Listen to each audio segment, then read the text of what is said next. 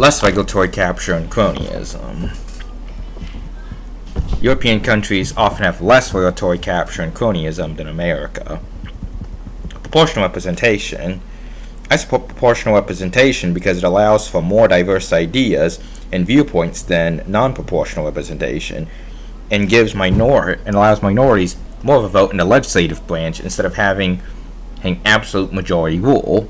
It's also the reason why Europe has less regulatory capture than America, is why European welfare states work better than America. Well, the specifics,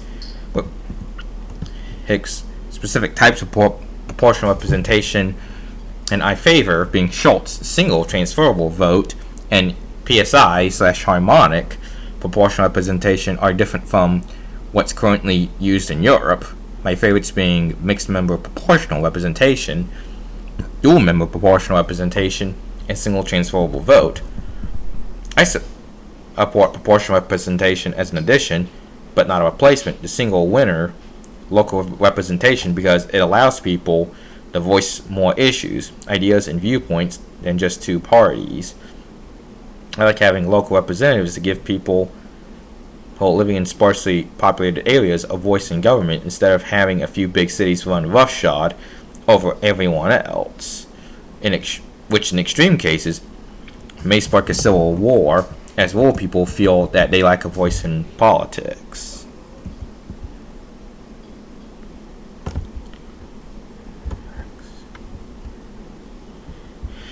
If the party-agnostic forms of proportional representation have scalability problems with large populations, and party-based proportional representation is required, then I'd use open party list proportional representation with the modified D'Hondt method that favors smaller parties. I hate how much the Anglophone world is missing out on proportional representation. I also support score voting for single-seat elections, though I'd also be happy with approval voting, which is a simpler system. Europeans have access to diesel and other fuel-efficient cars than Americans and Canadians.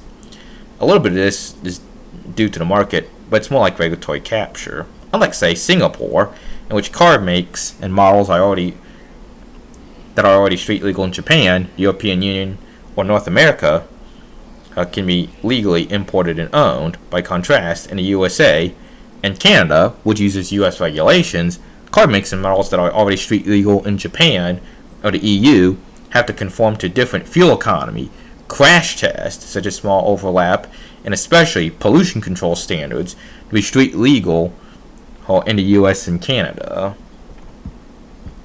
Nuclear power. France gets a higher percentage of its electricity from nuclear power than America, and many European countries are better with waste-to-energy incinerators than the USA. And 8. By and large, less car dependency.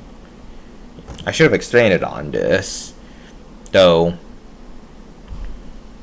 However, then there's the issue of the privileged ivory tower view. The dark secret is that most places in Europe don't have any kind of public transportation. We're talking about rural and remote areas outside of the big cities that they generally portray in movies.